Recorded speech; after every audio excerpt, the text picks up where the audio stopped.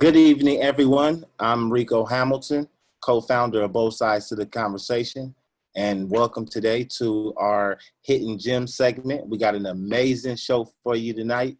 We got an amazing lineup. We got OGs, we got young Gs.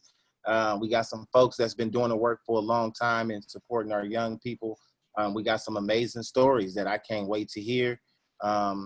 Without further ado, we also have my co-partner who is John Henry, co-founder of Both Sides of the Conversation.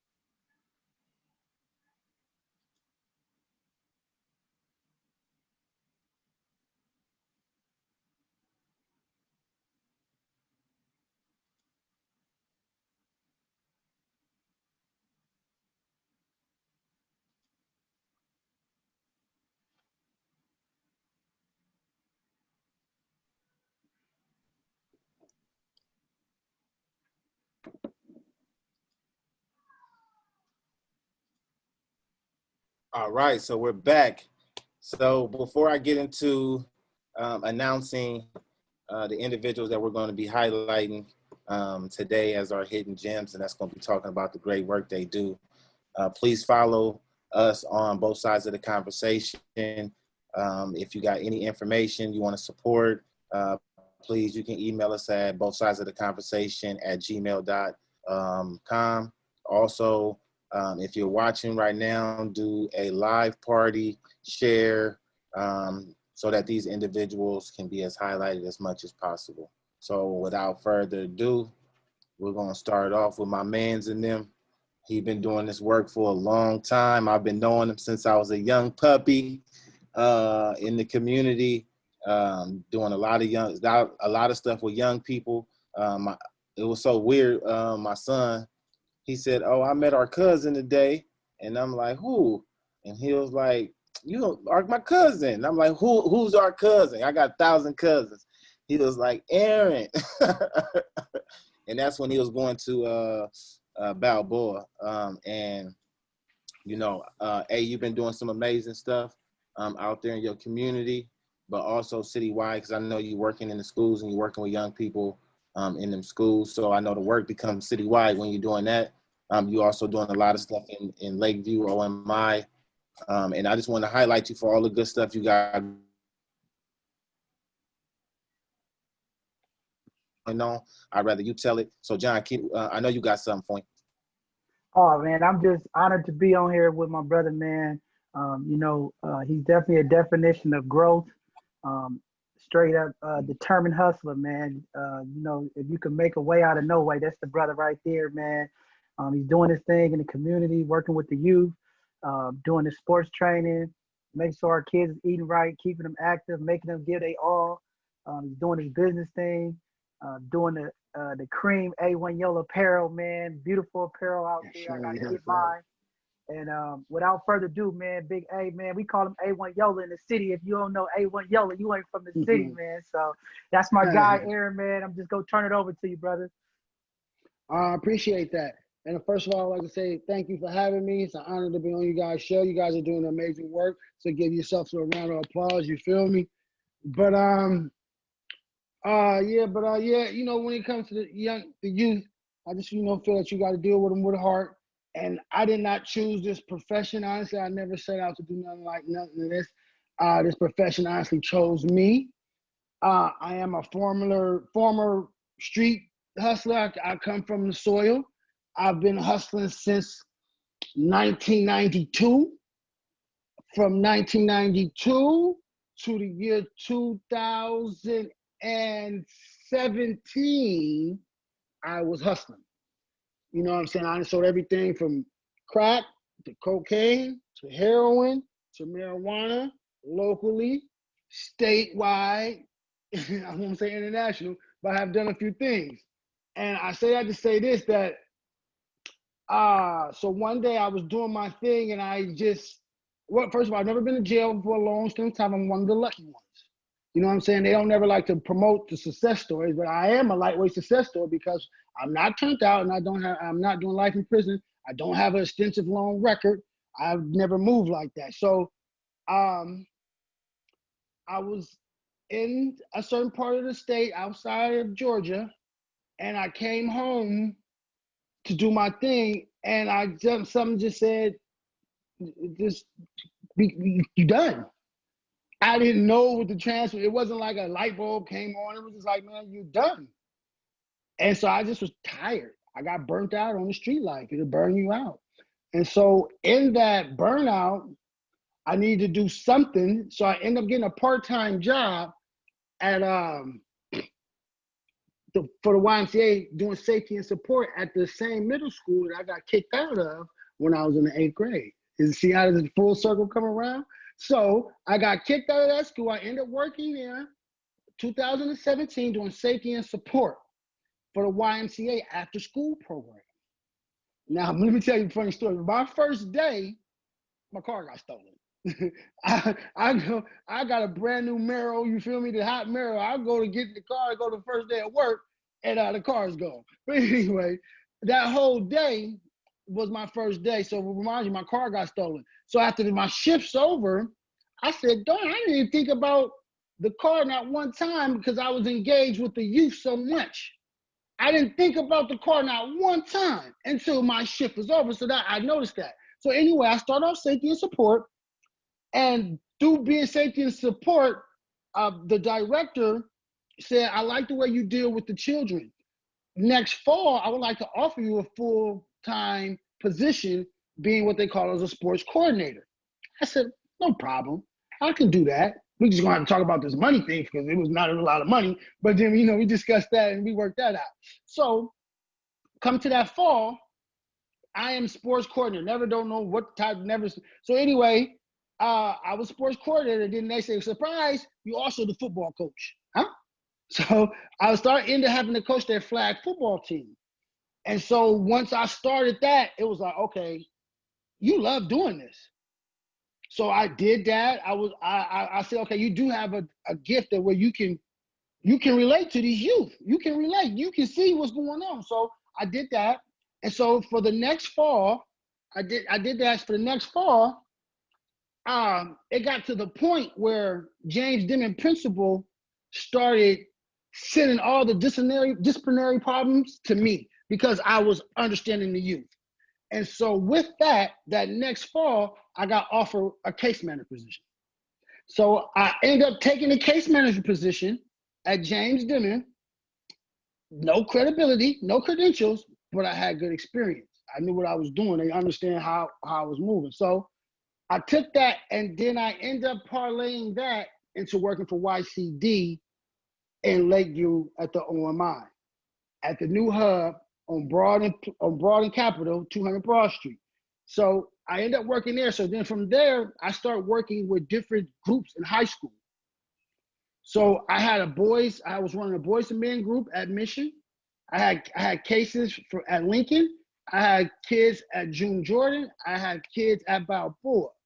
Now, when this pandemic hit, the kids had no place to exercise, no place to work out. So what happened was one of my kids that I'm case managing asked me would I help him exercise while he was, stuck in the house because they had nowhere to go.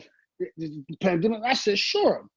So one thing led to another, so I ended up getting I got about 8 or 9 young youth that we go out there you know, every Tuesday and Thursday at 2:30, from 2:30 to 4:30 at Silver Terrace, and we try to keep them conditioned and running around and whatever they want to do. You feel me? I'm there for that.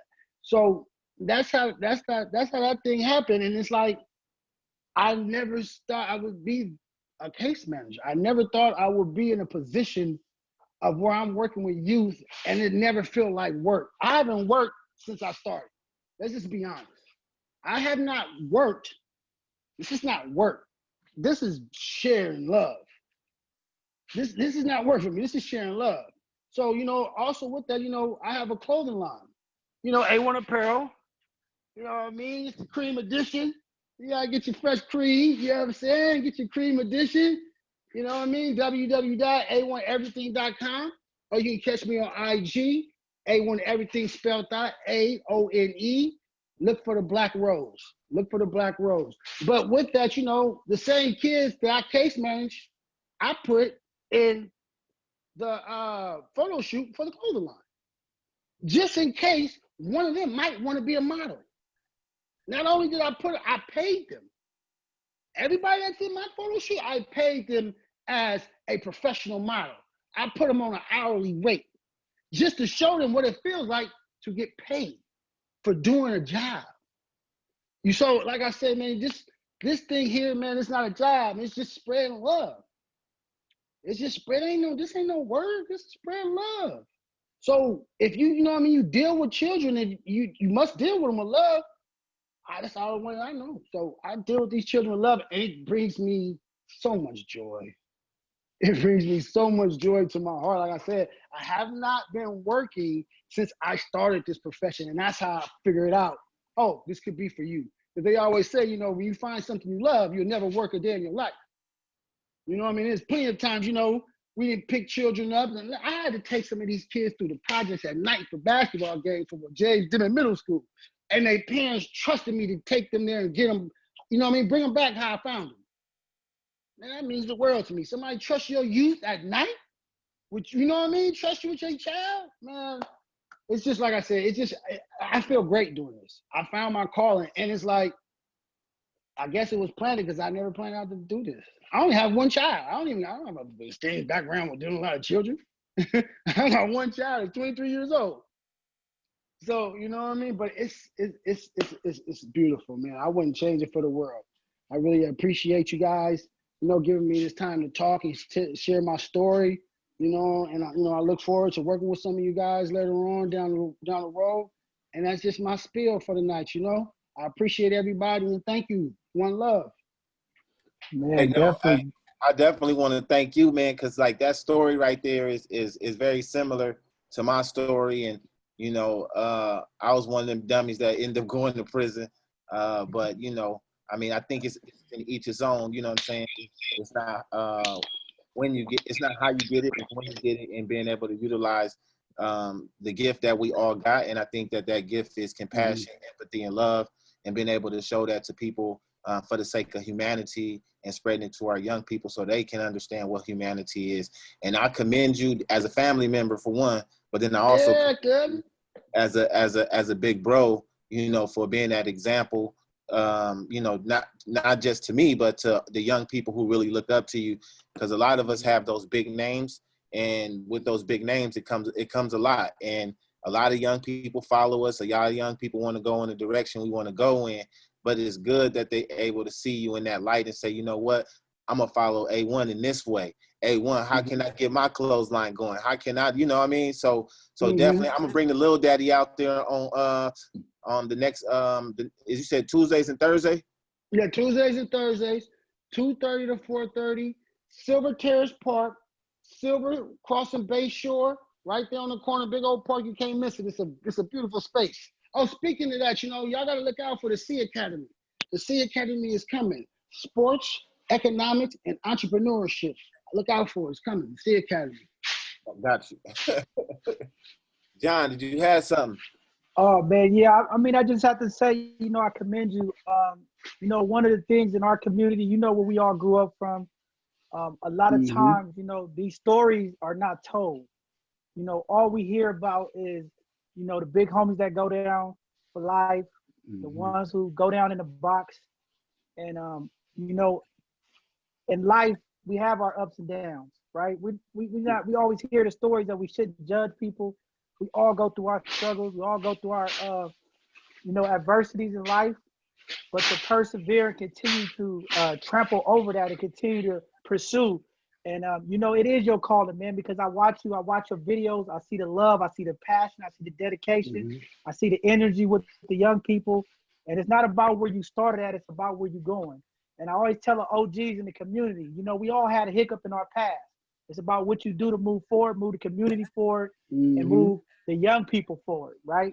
We could never take back the things that we did to our community, because at one time I was a part of the problem of the community, right? But you become a man when you could take accountability, you can heal, and you can repair the community by giving love, by giving food and giving knowledge, and showing support to the community. And that's what you're doing, A. So I just want to commend you. Much success to you. And I am coming to buy my apparel, because that's one thing here at both sides of the conversation. We're about supporting Black and brown businesses. We want our dollars in our community. We don't want to just see our people at the Gucci store and we got 20 other apparel stores that we pass up. So I definitely going to come put my hands in there, because I want to support your brand. Thank you for all the work you're doing, not only with those youth in the OMI Lakeview area. You're a hard hitter. We know you much respected. And I just take my hat off, man, and commend you, because it take a lot to be a giant, man. And you've been through there.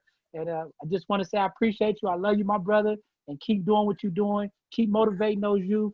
And, hopefully one day, you pushing them to the NFL, man. You get to see some of them kids like our boy Nate Ford, getting that payback from all them days of that hard work. So thank you again for coming on.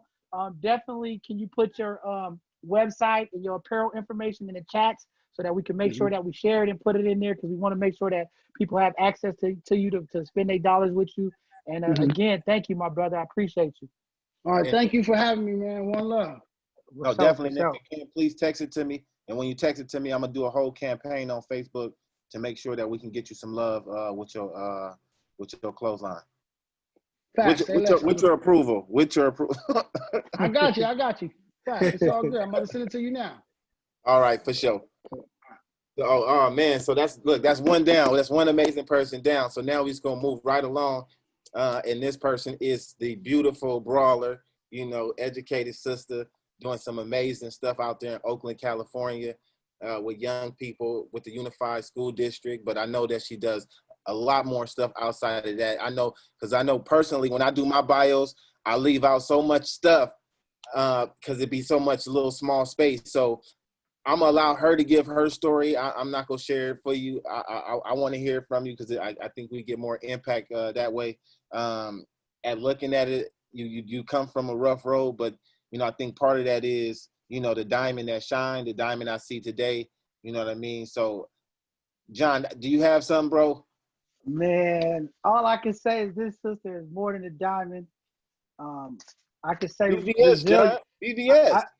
I mean resilient. Shine in the dark, right? Right. She doing the work with our youth. And boxing is a passion of mine. So it's always the heart of a champion. And I just wanted to say, reading her bio, coming from Oxnard. I don't know what it is in the water in Oxnard, but all the fighters come out of Oxnard. Some bad people down there in Oxnard. So just to have her on here is definitely inspiration. My granddaughter's in the other room watching, because I'm working with her, and I got to get her to the gym to work out with you guys. But I've been working with her, doing some little mid work.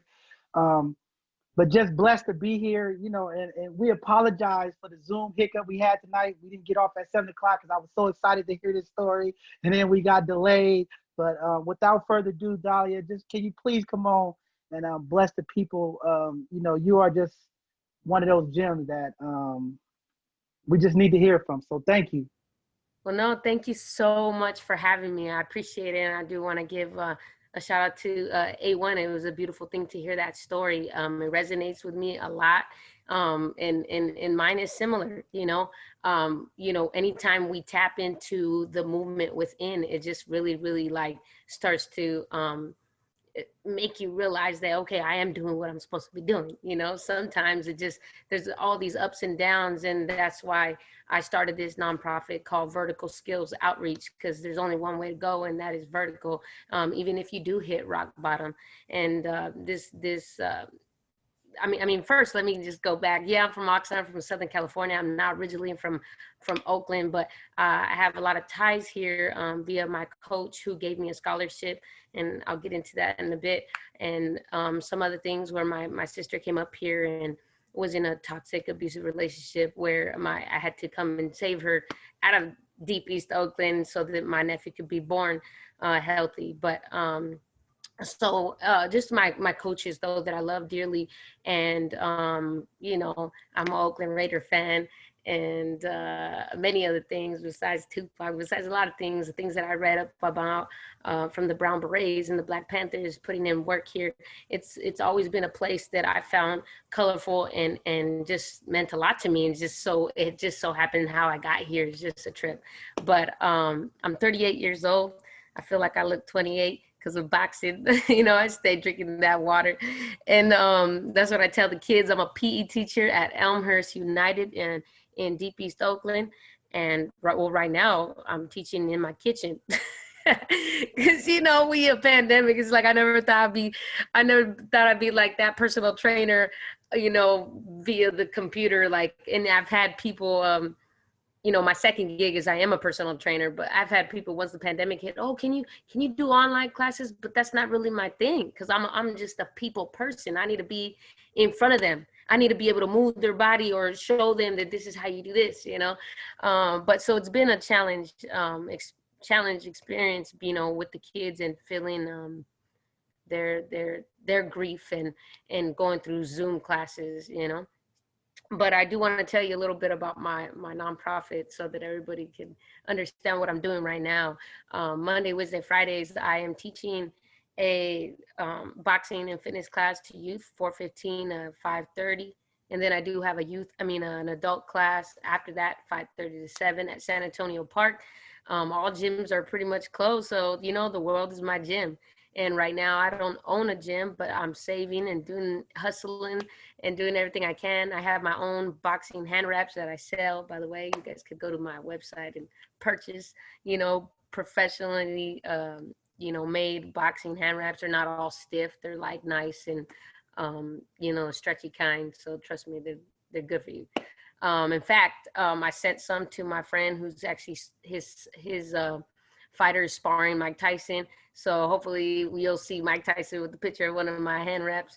But anyway, but yeah, Vertical Skills Outreach is a program designed to empower, you know, Black and Brown students, you know, and just building them in a physical and building their physical and mental and character strength through like mentorship or life skills training or you know, sports, but also in international traveling experiences.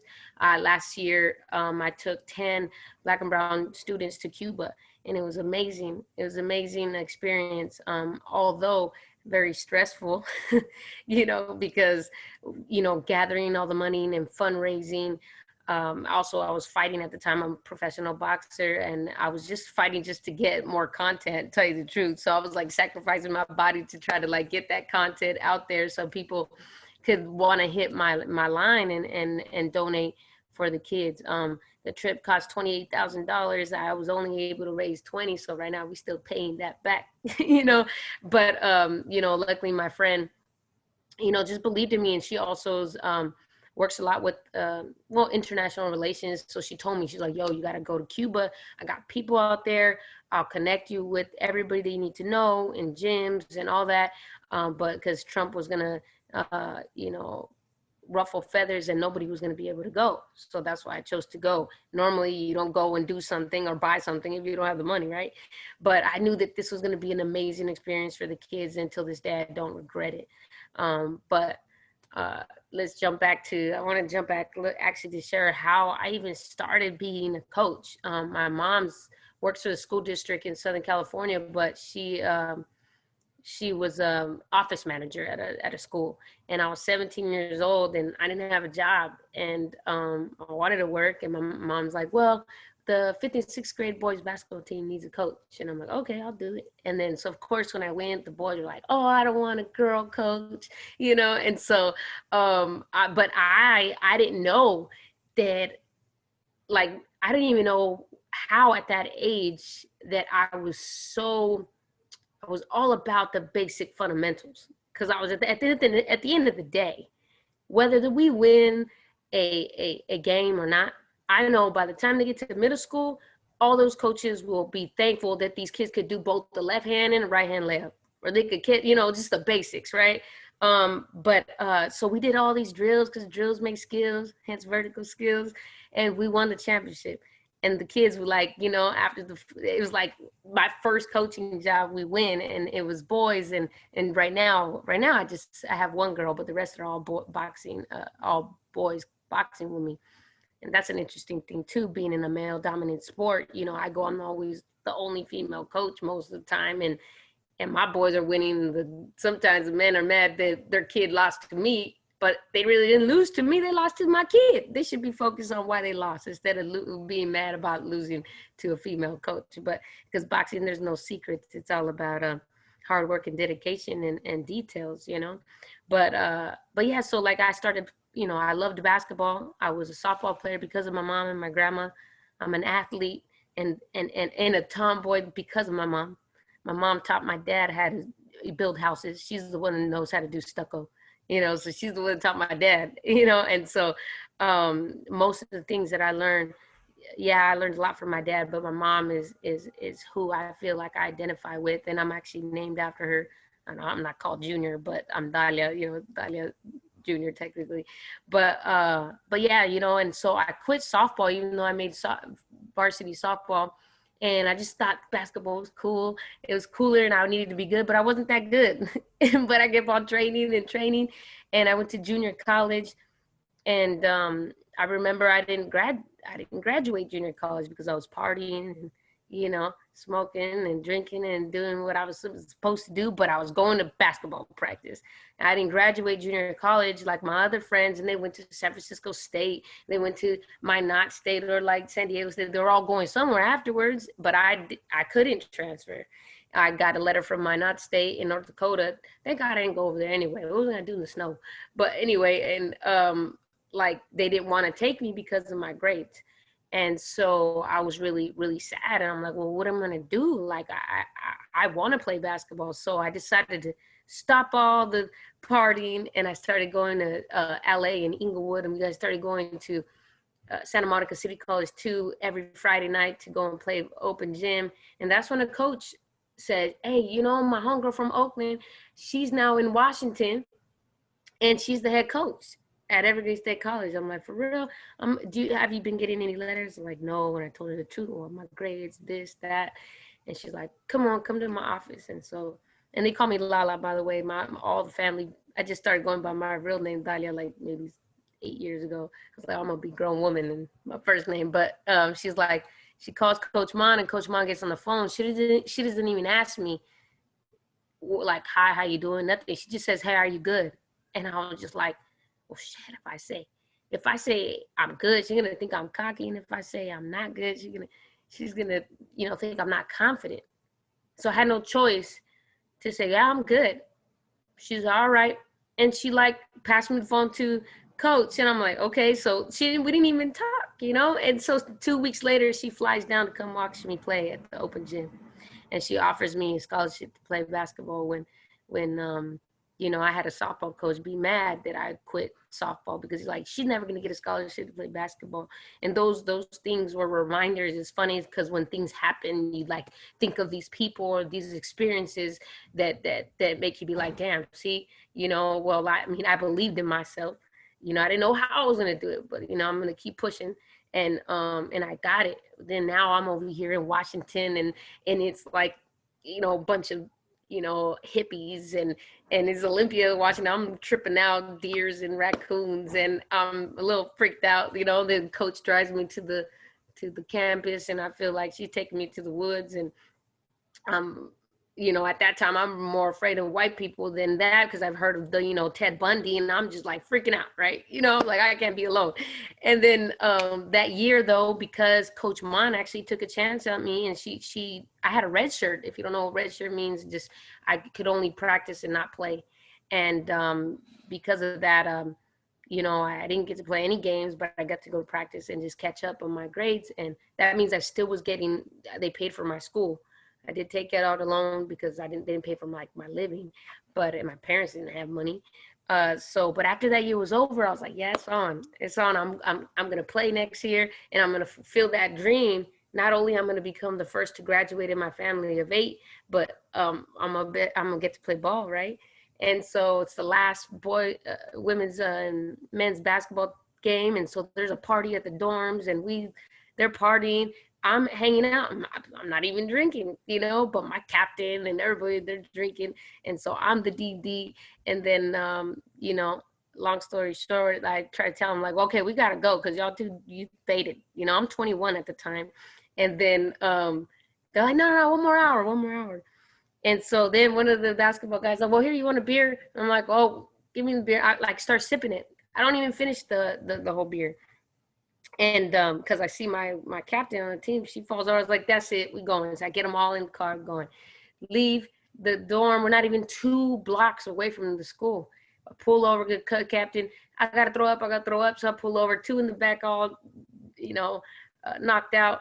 And we're there for about 15 minutes, you know. And she's just inside doing her thing. And then, of course, red and blue lights come. And then I'm like, well, you know, I'm not tripping. I'm not drunk. I'm doing the right thing. You know, he comes, he asks me. At the time, I didn't know how to talk to them, you know, and so he says, have you drank? And I was like, well, yeah, I started drinking when this will happen. I told him exactly what I just told y'all. But 1/2 of 1, 1/4 of 1 is 10. So he tells me to get out the car. I get out the car. I passed all the tests. And at the time I had some heels on, and I never wear heels. It's rare, you know, I mean, but so I did everything. He's like, well, okay, be safe, go home. And I'm walking towards my car. And right before I get to the car, he says, hold up, come back. And that's when he tells me, well, I got the breathalyzer test. You know, I was like, I just passed everything, right? So I'm just like, you know, okay, whatever, complying. And he tells me, blowing it. And he looks at it, he's all, blow again, looks at it, blown the 3rd time, and then he's like, yeah, you know, you blew the limit. I'm like, excuse me? And I was like, let me see it. And he wouldn't let me see it. I was like, can I see where it says 0.0? And he's like, no, watch, blow again. And then he's like, yup, 5 times you made me blow, and he wouldn't let me see. And he's like, well, I'm not even gonna put handcuffs on you, but I gotta take you. I am arresting you. I'm like, what? I was like, so I had to call one of my teammates that was actually at the dorms and actually kind of tipsy, come get the car. And so I'm overwhelmed and, you know, frustrated because I'm thinking right away, ticket, insurance. And, you know, I barely had a little bucket, you know. I was like, what am I gonna do? What am I gonna do to tell my mom? And so then I get to the station. He literally makes me just sign the things. I'm gonna make sure I write that you were compliant and whatever. My bill, this was before Mothers Against Drug Driving, so it was a $400 bill, no 10,000 like it is today if you get a DUI. But the negative thing about that story that brings about vertical skills outreach now is that that story of me getting arrested is in the school newspaper the the new newspaper, because whatever happens around the dorms is in the school newspaper. So all it says is student athlete, you know, Dalia Gomez gets arrested for a DUI. It doesn't tell you the whole story and what happened or what it is, and or if the cops didn't let me see what they said that I blew. And so Coach Mon and the athletic director are meeting, and I get kicked off the basketball team and lose the opportunity to graduate and be the first to graduate in my family. And so I'm sitting in Coach Mon's office. My homegirls, the teammates, captains that were really faded, they felt bad. They only got 2 days of suspension. And then I'm in Coach Mon's house in her sofa, and I'm like crying. I'm like, I can't go back to Oxnard. There's nothing for me. Like, there's nothing I'm going to get into something that I'm not supposed to be getting into because of my house and where I was from, you know, like there was a lot of things going on. and then I told her, you know what, coach, I'm not leaving. And she said, what? I was like, I'm gonna prove to you that I could be responsible. And if I could prove to you that I could be responsible, will you give me back my scholarship? And she just looked at me. And I don't know if she just gave me that California love, and she just took her hand out. And so she shook my hand. She's like, okay. So that means I told her, I'm gonna work. She's like, what are you gonna do? I was like, I'm gonna work. I'm gonna find a job. I'm gonna find I can't go to school because I don't have a scholarship. I can't pay rent. I gotta get a job. I can't play basketball because I'm not in school. So I'm gonna work this whole year. Watch. And so then that's when I started working for the YMCA.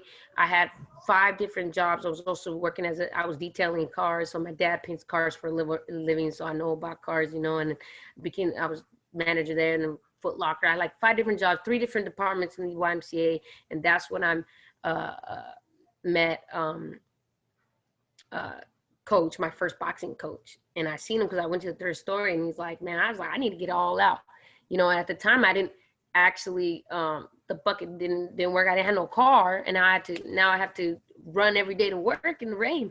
And so, but that year I had 3 fights. I ended up actually fighting Queen Underwood. Shout out to her. She's actually was the first in my weight class to win a medal. That was the first year. She was the first first 3 girls to go to the Olympics, because they used to not let women fight for boxing in the Olympics.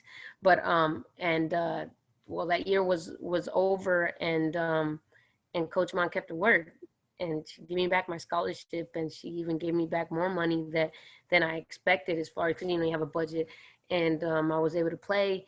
And then there was a documentary being done about me that actually wasn't finished, but they followed me. But I just started doing like camps and just coaching, and then also doing motivational speaking, going to juvenile detention centers, and just, I mean, kind of capitalizing on the situation. Because at the end of the day, I never condoned drinking and driving, never condoned acting funky. I was already like on my straight edge mode once I got to college. And so, but maybe that did need to happen for me to be able to now get the network. And I was able to now go to all these schools via the story, to be able to talk about, you know, the Drug and Alcohol Week, and, you know, talk about the fact of where I come from. And that just opened up a lot of doors. It opened a lot of doors. Yeah. And yeah, and since then I've been coaching, go from basketball camps, and now just strictly right now I'm doing I only coach 1 kid for basketball, just been focused on the boxing, because after Coach Mon gave me my scholarship back, I didn't box for like 9 years. And not till I turned 30, I moved to Oakland, and I was like, you know, well, I need to get back in shape. I was still I was in got out of a little something, and a little a negative relationship. I was like, you know, I'm cool. I need to get back in shape, and I'm gonna fight. You know, I only had 3 fights like 10 years ago, and then people were like, you're too old. You're too old. I was like, well, if I'm gonna coach this, I need to just continue to fight. And then I won the Golden Gloves that was one of my Michael Jordan moments. So I had a fever, and I won with no coach. I saw my buddy in the stands. I'm like, hey, corner me, you know, or. Right. And then I fought in Puerto Rico. I was the only girl chosen for the California team. Fought in Puerto Rico, and I won. I was able to fight in Florida and Colorado at the Olympic qualifiers. And I lost on the 4th day. I thought I won, but you know, people in the USA Boxing is funny. But and then you know, then after I won the Beautiful Brawlers event. And then I fought a girl from the Philippines. She flew from the Philippines to fight me, and I was supposed to lose. She was supposed to be like this quick Manny Pacquiao girl, and I won. And I was like, now after that, it was hard for me to get fights because of my weight class. I'm pretty tall for my weight class, so I reached. And so I turned pro, and I was like, I'm gonna knock this off my bucket list, and that was an amazing experience. You know, I have 5 pro fights. I'm 3-2, should be 4-1. I lost 1 for sure in LA. I didn't get hurt. I never been knocked out, thank God. But I mean, I've been doing this because I love health and wellness, and as a PE teacher, you know, I just want to make sure that kids keep moving, and especially during this pandemic, we should have known. You know, look at me, I never get sick, so that's what I do. I love what I do. My website's verticalskills.org. The Instagram is Vertical Skills with a Z, by the way, and my personal Instagram is Dalia La Pantera, which means the Panther, and yeah, you know, and actually the way I got my name Panther is funny because we were at the gym, we were trying to figure out a pro name. They're like, why? They're like, no, because you know, you're kind of swift, but And then when this guy, he's just like this little random guy that comes, you know, just take the bag, mess around. And I was like, you know what? Yeah, you're right. You know, the Panthers in Oakland always gave back to the community. And the brown berets and the Latinos, you know, and I have old Black Haitian. And so I'm, you know, technically I'm Afro-Latino, but even though I pass as Latina, you know, I'm Mexican, but I was like, yo, that makes sense. You know, I'm going to be, they're like, yeah, Pantera. They was like, yeah, no, Pantera. They're like, and it just stuck. And so. Right, right. But that's it. But, That's my video a little bit.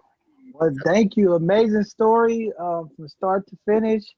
I'm glad you where you at right now, helping our kids. I mean, I understand. You know, right now there's a lot of push for mental health. We just had a huge conversation about mental health last week, and we understand how sports, and it's just amazing how everything's connected because you, Aaron, Eric, you all have some sports background. So this is kind of special because, you know, you guys all have like a little sports background, and you know, the stuff you're doing with the kids. Just want to thank you. Definitely, we just want to promote your site. You know, people are always looking at how to support people. There's a lot of funding going around for nonprofits, and definitely you have a program that people need to get behind and we need to support because definitely, I know here at both sides of the conversation, we all about our Black and brown community. We understand the underserved areas that we work in is usually left out or don't get the opportunity. And we also understand what traveling brings information to our kids to see different things, to get them out of the rough neighborhoods and the communities that they are. No And doubt. just, you know, They're like, Coach, in Cuba, there was no homeless people. They were like, Coach, if Oakland was like that, it would be different. And every time I go, we went to Nicaragua too, took some kids in Nicaragua. We take used clothes, used shoes, used, you know, boxing gear or PE gear, anywhere we go. And so that's all something that I'm a one-woman show right now. Hopefully I'll be able to grow a board so that this could be great. Because we actually, by the way, July 18th, we had a Black and Brown Unity Health and Wellness event. We had restorative justice counselors, therapists, kids got free acupuncture for the first time, free food, all that. We're about to do that event again. Hopefully we get this grant. It'll be my first grant. I've never felt anything like that. And so God willing we do, so we could do that event again. But this time we'll hold soccer, basketball, and boxing. And so I'm excited, but I appreciate you guys, you know, for listening and we definitely need that yin and yang going on. definitely, we're going to be there to support you. Rico, you got anything you want to say? Hey, definitely. You know, I got some. So this is like through conversation, we create communication, and through communication, we create healing. That is what both sides of the conversation is about. And I think that your story, it hit so many people. It's not about judging the story. It's about looking for the similarities in the stories. So then that way it can help us through our everyday life. Because I didn't heard so much in between that story that I'm like, oh, that sounds like my story. Or I know that there's some woman or some young man or somebody out there that's listening, like, you know what? Through adversity, I can still get through it as long as I endure. Because there's a saying that my grandma used to always say to me, and I think that's what kind of helped me get through things, that the race is not to the swift nor to the strong, but it's to those who can endure, and the possibilities become endless. So thank you so much for sharing your story. I know there's a lot of people out there who grasp to it. Also, with your flyer for your next event, please share with us so that way we can promote it on our page, because we definitely want to support each other. When you get the opportunity, please drop all of your social media handles, websites, so that way we can promote it on the page so individuals can go to your site and support also. Thank you. I appreciate you. No, definitely. Last without least, you know what I mean? My guy, my guy, man, E. Man, I can say so much, you know what I mean? And I'm just thankful that, you know, you're always truthful. Especially when I'm in them heated battles on Facebook, you know, now, cause you're not in the city at this point, but, you know, I know your heart is always, you know, in the Bay. I know your heart is always in, you know, where home is. You know, you did 2 tours in combat, successful Black man doing some amazing stuff. You got your own podcast around sports. So I know you can tell your story better than I could tell it, you know, but I just wanted to highlight you because you are somebody that's out there trying to bring awareness to our communities, that's trying to support individuals. And you always when I see you on the Facebook, I know you dropping gems and you dropping jewels. So, I just wanted to commend you. I'm like, hey, it seem like I'll be getting beat up, then out of nowhere you come in, I'll be like, okay, I ain't by myself in these fights, you know what I mean? So, and I'll be really thankful, because sometimes you can get I get frustrated, and I'll be like, I know what I'm saying is true. Why nobody, but it is what it is. And I'm just thankful that, I got somebody like you, that I can depend on. I know that you're willing to put in the work and do all that you can to represent your community. So I definitely will be hitting you up for some of these events that we'll be having once this COVID lift up. So you can come on out here and support me and John with some of these young people that we're working with with our mentorship program. Facts, man. And I can't thank everybody enough to being on here. So A1, Miss Dalia, shout out to everything that you guys are doing. A1, I'm definitely about to hit you up for probably, it's getting cold. So I need a little something to warm me up. Miss Dalia, yeah, I'm definitely going to tap in, because I definitely got people's out here with Fernando Vargas and whatnot. So we definitely going to try to link up. So yeah, facts. I got you on that. So yeah. So everybody who knows me, I'm Eric Compton, built in the city, went to Galileo, went to Herbert Hoover. So my roots is in the city. From there, grew up in Fillmore. You got to see a little bit of activity out there and whatnot. But there's one person I know he's watching. He was watching earlier. I don't know if he still is. But if it wasn't for Nate Ford, and Rico knows him, John knows him, if it wasn't for Nate Ford on some real, I probably wouldn't be where I was at. And that's 100. So Nate Ford, he ran the EI Boys and Girls Club. I mean, I knew him since I was 5 years old. So, he always took after me. I wasn't the best at sports. I probably wasn't, I was cool. I was straight, but I wasn't definitely, had any D1 scholarships or anything like that. But Nate always looked out for me. He always showed you what the values was, as far as just being a good sportsmanship, being, knowing what's right, knowing what's wrong, taking the easy, taking the hard right over the easy left. And all of that stuff he taught me, I knew I wasn't going to be the best, but I also love sports. I was really passionate. And, he got me linked up with James Taylor, JT, and helped me become an assistant basketball coach. And, I got to learn how to, a little bit more X's and O's of basketball and things like that, but also just being able to mentor kids and things like that. So, that happened throughout my whole high school career. And then I ended up enlisting in the United States Army, did a couple of tours, but my passion was always sports and always trying to do something for the house. When I say the house, it's the Bay Area, especially the city. The city, we got so many different things that you can get into, so many different traps that you fall into, and like at a snap of the fingers, you're going to get caught up in it real quick.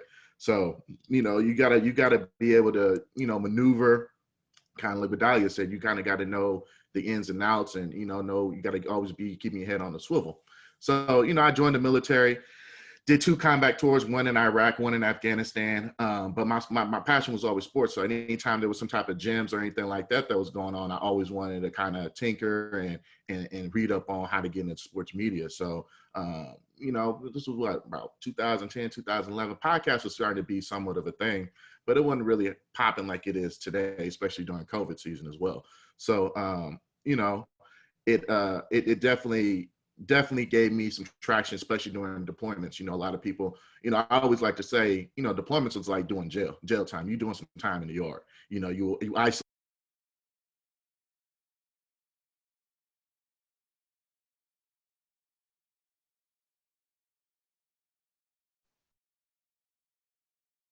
Yeah, you froze up.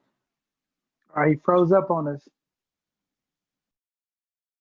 And just play video games the whole time? Do you want to go get some gains and hit the gym up? That's cool too. But what I did during my time is I actually went to school. I was attending school online, trying to get up on my bachelor's degree, getting very, very close to accomplishing that, but definitely used my time and definitely wanted to go into sports media. So I started to look into how to do that and what do I got to do to make myself more legitimate, more viable, and whatnot. So there's that.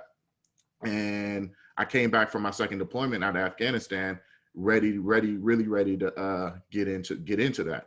So Unfortunately, a situation happened where a good friend of mine ended up getting incarcerated for actually killing a police officer. And it was a really, really unfortunate situation. He ended up he's doing time currently right now. Didn't get the correct help that he needed. And it was another friend of mine that chimed in on the whole conversation because it was a huge thing that happened throughout our community. It was a good dude. Just luck ran out on him, and he kind of just, it's just an unfortunate situation on both sides. The officer as well as the soldier. But it was this one dude who chimed in, and he kind of voiced his opinions and was very, very passionate about it. And him and I just started chopping it up really, really about all different types of topics. And I came to find out that he actually lived in Houston. And it was through a mutual friend that I found that he was also a veteran as well.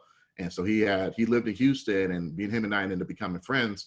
And I ended up finding out that he actually had a radio station in Houston. He had a radio show, and he was talking sports. And I was like, man, that dude's dope. Like, I definitely want to see what he's all about. So I would always just kind of just chime in, give him some knowledge, or give him some type of take that he could use for his next show. I would just tune in all the time. And one day he just hit me up and he was like, hey man, you're kind of good at this. You ever thought about going into sports media? And I was like, it's funny that you say that, because that's what I wanted to do. And when him and I started talking, we ended up collaborating, and it started with me just having my own segment in Houston for every Thursday. About 3 years ago, every Thursday I would be on there for about an hour or so and have my own kind of segment where I would basically cover everything West Coast sports. And then that turned into having my own podcast. And about 3 years ago, I launched my own podcast. It's been broadcasted from Houston, Dubai, Japan, Germany. The next goal is to probably get on an Armed Forces Network where it's 2 veterans or just 1 veteran talking about sports, and just having more of that rapport where you got actual veterans that are actually in the sports media world that's actually talking about it. So the sports podcast is called Sports Business, and that's SportsBizNess, and that's legitimately available on all platforms. So wherever you go, people always ask me, how can I find you? Google me. I'm the first result. That's all you got to do, is just Google me. You'll find me. You'll find the podcast, and all you got to, the cool thing about it is, A1, you got to go ahead and reach out to him to get his, and show him some love as far as, getting his products. Like my girl Dalia, with the hand wraps and things like that, with her nonprofit organization, you got to tap into that. But the cool thing about podcasts and whatnot, to show me love, all you got to do is just hit the like button. All you got to do is tell 3 friends. And just like what we're doing right now is telling everybody else how dope we are. That's the same thing we could do for each other. So I always try to my biggest takeaway is, people always ask me how they can support me, how they can hang out, or, how help me out. I always just say, hey man, just tell 3 friends. Just tell 3 friends, and them 3 friends going to tell at least 1 friend. You know what I'm saying? So my actual job right now, so how I got to Vegas, my grandparents lived out here, and they did, I think, 20 some odd years in the military. So I got an assignment out here, and I was like, okay, cool. I'm gonna go ahead and come out here. I got assigned out here to Vegas. It was a lot closer to home. And I ended up I saw who was the commander in chief in the office. I said, yeah, I'm gonna go ahead and boogie on out while I can. So I boogied on out while I could, and I ended up getting a great job here at UNLV as a business analyst. But shout out to UNLV for, helping me achieve, get to my dream. They're definitely, they helped me out with what I want to do. They've offered me to use some of their studios at their radio station as well.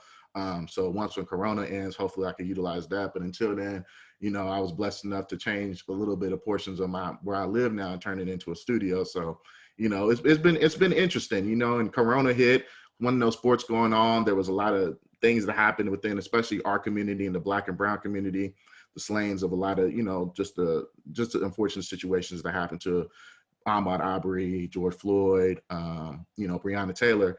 And, I was like, okay, cool. I can go ahead and use my platform. Ain't sports coming on right now, so I might as well go ahead and talk about what's been going on. So I got to do some of that. But now that sports is finally coming on, I've been able to kind of get back into the groove of things. And, I tell, the number one question people always ask me, as far as young people, they always ask me how can they get into sports media, or how they can come up with their own podcast.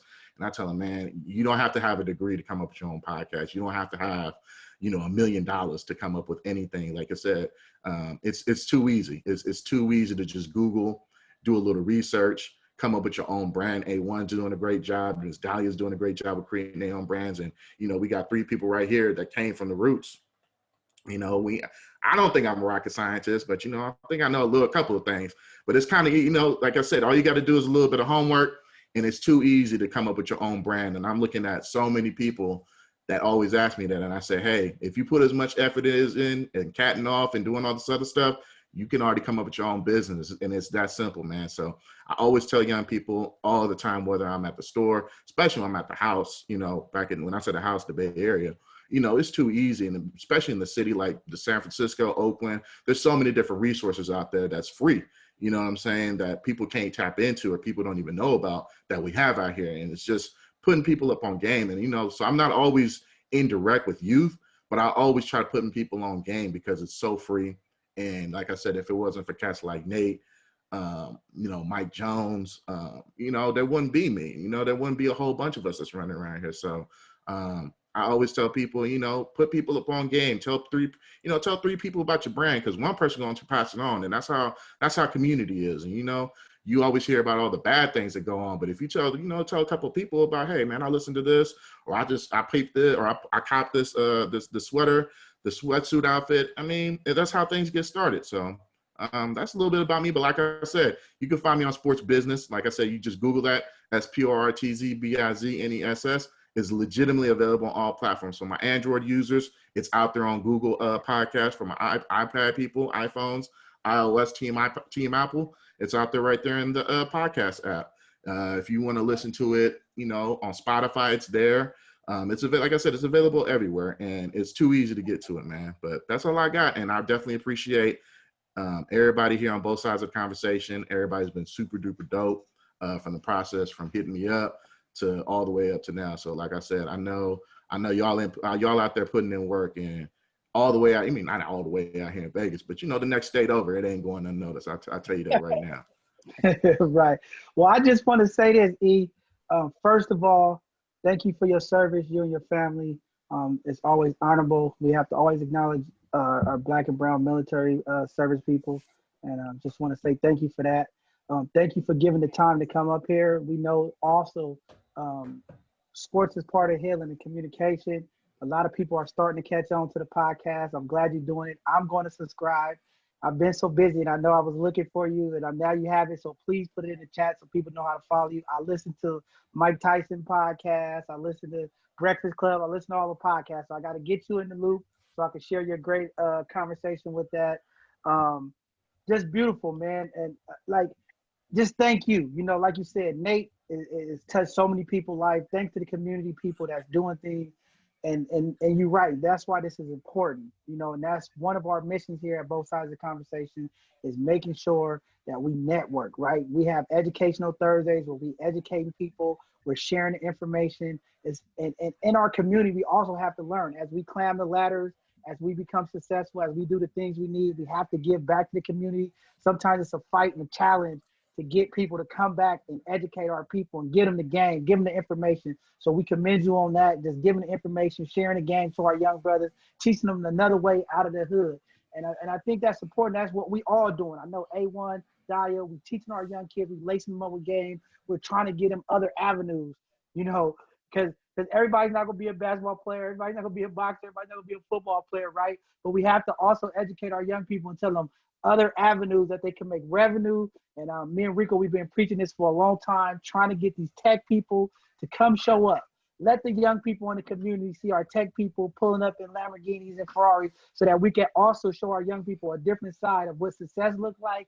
It's not just being a rapper or it's not just being a basketball player, but there are other avenues to making money. So definitely we appreciate you. I'm going to definitely subscribe and I'll share it. And thank you for being a great member in our group, keeping the conversations going. I know you like one of our top contributors. So, you know, and you always got good gems and information. So I just want to say thank you very much. And we appreciate you, man. Go ahead, Rico. Yo, so look, I knew he would look. You can tell he diehard Frisco because he was like, you can be catting, and you know that's only Frisco cats say that off top. You be catting or you can cat off. You know what I'm saying? So you know, thank you, E, for coming on. make sure that you share your podcast information with both sides of the conversation. With both sides of the conversation, so that way we can promote it on our page. I definitely would love to share it with 6 people when I get the opportunity. I definitely will. Also, I did leave a question that's inside the chat. The question is, what can we do to uplift the Black and brown community in these times? And what I mean by in these times is like in the time that we're in a COVID, and the time that we're dealing with all these disparities, and it's more openly viewed. It has never been hidden, but for some reason, while we're sitting in this moment with COVID, things are a little bit more readily seen with the eyes. So what can we do? What are some of your thoughts on how we can help uplift the Black and brown community? And can these issues, can we change these issues we face? So I just wanted to just hear your thoughts on that. And if you can just kind of give it based off of your perspective and what you do, I think that'll be probably good. Yeah, I mean, okay. Yeah, I didn't know how you want to do it. Yeah, man, to answer your question, it's a great question. I'm going to answer the second question first.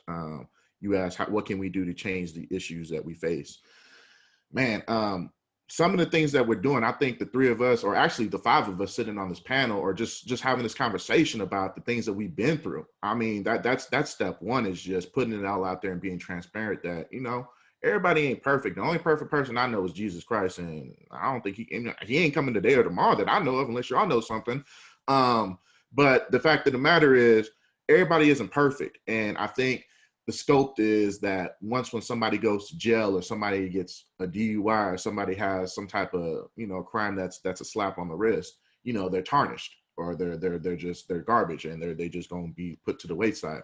And I think there's so many things that have happened in the Black community where none of that really even matters anymore, is that we need to rehabilitate them, retrain them, get them acclimated back into the real world so that they can earn a livable wage and be able to do the things that the 3 of us do. I think that's very, very important, is that we just got to be more transparent, and we got to be more forgiving, but we also got to be able to welcome those people with open arms and bring them in and give them that big hug that they need, and a lot of us, they go through the system and nobody gave them that hug, or nobody pulled them to the side and just had to talk with them, say, hey, it's cool. We're going to get you squared away, and we're going to take care of you. We're going to figure something out. So that all starts with us. As far as what can we do in this Black and brown community, what's going on during these times, the old adage, and it sounds redundant, and it sounds mundane, and it sounds cliche. I mean, the first thing we got to do is vote at the local elections, man. We got to get some of these JCats out of here, out of office. We got to start doing some homework on who are our actual candidates that are running, making sure that they are for us. It doesn't necessarily mean that just because they're a Democrat that they're about that action, they're going to take care of us. That's not necessarily true. So we definitely got to do our homework and look into a lot of these candidates that we're electing in office, because it all starts with just, well, he a Democrat, I'm gonna go vote blue. And sometimes that ain't necessarily true.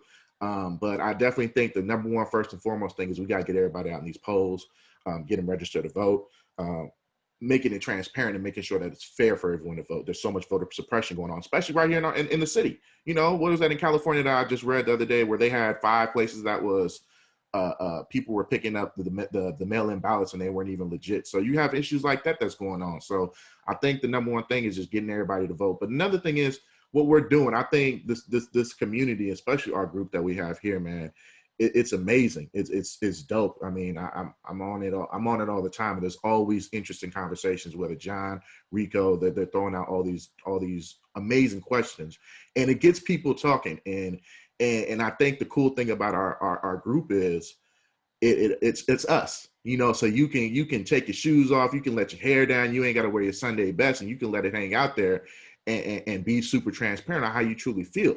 And that's cool. And you need that a lot of times, because you get, you may be at your workplace where you're not able to say the things that you want to say, or, A1 might be around some parents that may, he may not be able to kind of keep it 100 the way he wants to keep it 100, even though I know A1 is probably the most 100 person out there that's going to tell it like the TI is regardless. You still got to be able to have a little bit of that censorship. So I think being able to have these groups and boosting each other's confidence up. And one thing cool about it is we do have disagreements, but I ain't never seen nobody calling each other names or belittling anybody or anything like that. It's been, okay, I don't agree with you, but I'm gonna disagree with you, but I still love you. And we're gonna figure out a common middle. So being able for us to be able to have those conversations where we may not agree with each other, but at the end of the day, we still find some type of resolution. So I know I've been on a little soapbox, but I'm gonna kick it over to somebody else. Good job. Man, yeah, everything he said, but I mean, just knowing thyself is it, you know what I mean? Because that's how you open up a platform. Like I said, I have those classes Monday, Wednesday, Friday, but I do allow a group home to come. They're kids that are just coming out of juvie, and you know, luckily I happen to know one of their counselors, and they brought them over, and they drive all the way from San Jose just to come and see me. All boys, you know. A lot of people be like, well, can the women in our community raise young men? I don't really tap into that question. The point is, are we giving back? Are we filling any type of void that is missing within them to actually help them, uplift them? So I just think that I mean, me personally, I would like to, I thank God that I'm able to somehow have this something that I'm able to uplift these young boys, because I mostly have boys when I coach, and it works out. You know, it's funny because I always end up having these young, shy boys. I have to get I have to be that stereotypical, which is more like a tough, I guess, the masculine side, so that I can make them be, you know, strong or feel motivated, but then also give them the love at the same time. So having these platforms, these spaces, having the events that we have, so we could actually have educators and historians, because we had historians, educators, and therapists to give these kids an opportunity to speak up what they're scared about, what they're worried about, what they don't know. Especially I got Latino kids that don't know that the second president of Mexico was Black and Native, you know? So they are out of touch for so many reasons. The systemic racism is real, is deep, and that's the reason why our kids are probably behind. Not probably, they are behind. Go to any other country, you know, the educational system, they're on point. So yeah, so that's I think how we could, you know, what is it, uplift our community, is providing these platforms and circulating our dollar within each other. That's my answer. A1. Yeah, honestly, yo, some real spit, right? I wouldn't even bring our the Black community toxicity, however you say the word, to the Latino community till we clean up our own house. We got it. We can't team up with nobody and like, let's do this until we understand what we're doing. Because as a race, we have been so, like the sister said, systematically brainwashed. Our house is too messy to try to combine with somebody else that still had a house lightweight in order. You feel me? So you know, that's a hard cookie to, you know what I mean, to bite. That's a stale cookie. So it's just like, you know, we need to clean things up amongst ourselves, our community, like really, you know, educating for us. Like, we have to bring us in first, and then, you know, then maybe we can say, you know what, let's do this together. But like individually, man, you know, I love my essays, man. But on some real shit, right? When I was doing the football thing at James Dimon, it's a lot of Latino, so I had to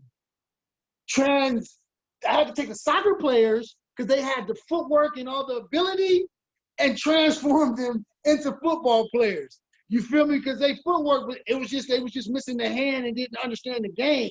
But so like, but you know, I always been rocking with my Latino. Shout out to the E-Mob, baby. Excelsior, just where you at, stand up. I don't hang out in the mission. I go to the mission. You know what I'm saying? It's a difference. So, you know what I mean? It's a big difference, man. So, you know, but for real talk though, we need to, you know what I mean? But I always thought in my heart that Black and brown, that we are so knitted together, if we ever really did get our house together as a Black community and combine that with the Latino community, that will be America. We can change the whole diagram because those two minority parties, us, we can really get things done from the gravel. Just to say, for instance, right? We can go from if we wanted to start, we had land. If we had some land, how many Latino farmers can show us really how to put something in the soil? You feel me? And have our own fruit, so we don't have to get poisoned by the government with these antibiotics and these poisons they put in the meat. You feel me? If you go to any farmer's market, man, my man back there serving it right. You feel me? Or even on a local corner, like they have the same hustle that we have. So it's a you know what I mean? Okay, if I don't need job, I got this corn, I got this mayonnaise, I'm gonna put this pepper on it, and I'm gonna boom mine right on the corner. I had a little essay, right, that they used to, James Dimon used to make me try to kick him off the corner for selling his ice creams. I understood why, but I wasn't gonna stop that man from letting him feed his family. So I made an agreement with him. Look, go down the block extra, I got you. You feel me? Matter of fact, here's 10, 20, I'm taking by the ice creams up front. I understood the insurance problem. If a kid gets sick, that's a liability. But I ain't gonna stop this man from eating. You feel me? Because he also have kids. He wouldn't be out here trying to poison the kids coming back at the gate. He got to eat. But but if we can combine our units, and if Black people, we get our house together, man, I think it'll be a beautiful thing. Because I honestly, if I wasn't born Black, Latino would be my first choice. I mean, at the end of the day, I do want to push back a little bit on the fact that, yeah, no doubt, I do believe in that whole saying, love yourself first before you could love another. Mm-hmm. But at the end of the day, we got so many mixed kids. We were over here exchanging with the natives over here before freaking the rapists come. So we were already exchanging with all love. There was no hate whatsoever. Exactly. The water rising, and some of y'all stayed over here, and that's why you see an influence in the pyramids and a bunch of stuff that's going on over here. So I just think at the same time, if we share education and we share how we're totally connected, then dirty. But I get what you said, and I understand, and you're right. But you're totally right. You feel me? But it's just like, we've been so brainwashed. I'm saying we've been brainwashed to the point that we don't even know where, you know what I'm saying? Like the common young man that goes through this prison pipeline, school to prison pipeline that we endure, that both of us, Black and brown, we endure, they miseducate us. So we not informed in that, so we lose ourselves and we don't know thyself. So, I'm just saying, so if we can actually clean up our household, and clean up that negative American mentality of being independent. They teach us to be independent. We don't think about collaboration, and that's what's frustrating. Because I mean, for example, I rock with the Brown Berets, and I know some of the Black Panthers, and the Brown Berets. We don't trip about. There is some people that have been recently kicked out. I don't want to get into that. But there's some Brown Berets that have been saying the N word in Spanish, which is the M word. NNM, but real quick, not to cut you off. I just want to talk real quick about this nigger word, so we can understand where this nigger word comes from. It doesn't come from the white man. It comes from the kings of Nigeria. Okay, and it's spelled a little different. It's spelled not a little different. Just take the G out. Okay, so when the colonizers came to Nigeria and they looking for the people in power, the people over there said those are the niggers, the niggas. They are in power. The niggas from Nigeria, the kings. So they took that word and weaponized us against us and try to belittle us with that word. So when somebody say my nigga, they're actually saying a Nigerian king. So, I don't have no problem with that word, nigga. But see, we've been miseducated for so long, you feel me? We wouldn't know that. Oh, no, we're representing a king. Well, see, they try to, when the colonists come, they're going to take something that's sacred and try to make you be up under its. No doubt, that's lack of education, but also if it's used in a different context, and I'm not gonna rock with you. You know what I mean? Like I get it, but if we understand the right context of it, we can still celebrate that word because it's from the Nigerian kings that ran that part in Africa that they was in power. So when they ask us who's running this, it's the niggas, and that's where that word comes from. I'm gonna leave that alone. I knew that. I'm a big, it's all good. Well, So but it always goes back to education. And in fact, I don't know if I didn't get to tell y'all, even though I won that scholarship, I actually won a second scholarship. I actually wrote an essay when I had trouble writing, but I won one, and they told me you could go to any country in the world. And I was like, dang, well, I never been to Africa, and I never been to, Europe and Italy and all that places. Where should I go? But I ended up going back to Mexico because I didn't know how to speak Spanish that well. And then, well, I mean, my dad speaks to me in Spanish, but then I went to Mexico instead. I played semi-pro basketball over there. And then that's when I got to live with my uncle. And that's when I learned that my great-great-great-grandpa is a Black Haitian who married a white French woman in Haiti. And so that, if I wouldn't have went and traveled, that's why my nonprofit's about taking these kids outside of Oakland or outside of wherever they're at so they can learn and see the people. If I wouldn't have left and went back to where I thought was just my native land, I wouldn't have known. No wonder my cousins over there, though, they look like y'all. You know what I mean? And so it's a trip. So it's education and getting outside of where you're moving. Hey, yeah, yo, I love this because I like to. This is like both sides of the conversation. Like you can spark conversation with questions, and it's about like healing. It's about like hearing each other out. It's about hearing each other perspectives, and hearing those perspectives we learn, right? So like I went to South Africa in December of last year before the COVID hit. And in South Africa, we're treated a lot differently than we are in the United States. Like I was literally like treated like a king out there. Like me and my wife, like we were just like kings and queens out there. And it was an amazing experience. So anybody out there, if you're trying to go somewhere on a vacation, do not go to Europe. Go to Cape Town, South Africa. Go to Johannesburg. Go out there. It is an amazing experience. Don't waste all your money on going to Europe. Go and be with some indigenous people. So, and we are the indigenous people of all land. So, we all come from the same exact tribes. So, Black and brown. So we family. We cousins. It's my cousin. John, you got something before we go? yeah. Before we wrap this up, I just want to say thank you guys again. Definitely to answer Rico's question, what all you guys have said to uplift and bring the Black and brown community together is definitely through education.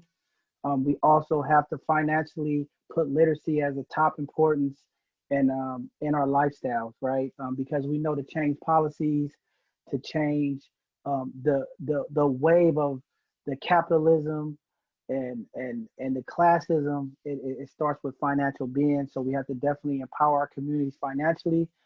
We have to have home ownership because through home ownership, we get the tax dollars to have better schools for better education. And we also can get people in our community that look like us, from police to fire to mayors to all of the public seats. So I think that's very important that we do that. To make this change is just about love, forgiving and healing. That's what we're about here at both sides of the conversation. We understand that through communication, the healing process can begin. We have to tell our truths. In our communities, we suffer the most of the traumas. We hold on to the family secrets. We hold on to the community secrets, and it kills us internally. So we have to heal through communication and love each other. Talk to your neighbor, like Pedro said last week. We got to start introducing ourselves and having a real community. We have to start getting to know each other, because we do have these times that we're in, like Rico said, that are wicked. We have some wicked people in our community. We have some people that are doing some great things, but the only way to clean it up and really come together, we have to communicate, learn each other. And, I have hope that we could do it. And it changed with policy. And I'm glad Eric talked about the politics of all of this. We have to get out of this Democratic Republican thing. And we have to start thinking about how do we, as Black and brown, like A1 said, come together and we do our own party. We hold the elected officials through policies that really affect us and that we can hold them accountable. And I think that comes with term seating, a little bit of control. I know a lot of people, when I say this, Rico, we get a lot of feedback. They think I'm radical, but term seating is what we need for all our public officials. It is time to have the people vote. We have to get rid of the electoral college voting process. We can't have a real true democracy if people votes really don't count. And we have to get to a point where we can't have our president, our governors, our mayors electing people to public seats. If it's a public seat that taxpayers are paying for, we as the people need to vote them in and vote them out. And I think once we attack those issues from the top to the bottom, especially with our fellow judges, because we know systemic racism is held at the highest level of the land, and that's through the federal judge process. So people can't move forward when we have elected officials who has agendas for 100-year seats or lifetime seats. They keep the agenda to keep people down, and our oppressors continue to oppress us. So we have to go there with it. So that's what I have for it. Just thanking you guys again. Rico, before you do the final, please tune in for this Thursday. We have an amazing sister coming on our Educational Thursday. One thing about both sides of the conversation, we can't talk about it. We got to be about it. We practice what we preach. We have an amazing sister that's going to come on and teach some Forex investing, part of our continued educational literacy process and trying to give our people financial prosperity through investing and through eliminating debt. So she's going to come on and give a great presentation. And then this Sunday's conversation, this Sunday at 2 p.m., we have amazing guests. We have our District 10 Supervisor, Shaman Walton, San Francisco Supervisor. We're going to have an in-depth conversation with him, talk to him about all the amazing things that he has going on, a lot of the challenges that he has to deal with, and just figuring out, supporting a brother. And that's one thing that we also have to do as we get these politicians and we get people that look like us in office. We have to support them, and we have to understand the challenges that they go through.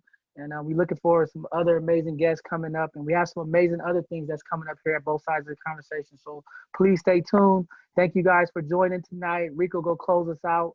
And we apologize for getting off to about a 15, 20-minute late start. We had some Zoom issues, the updates.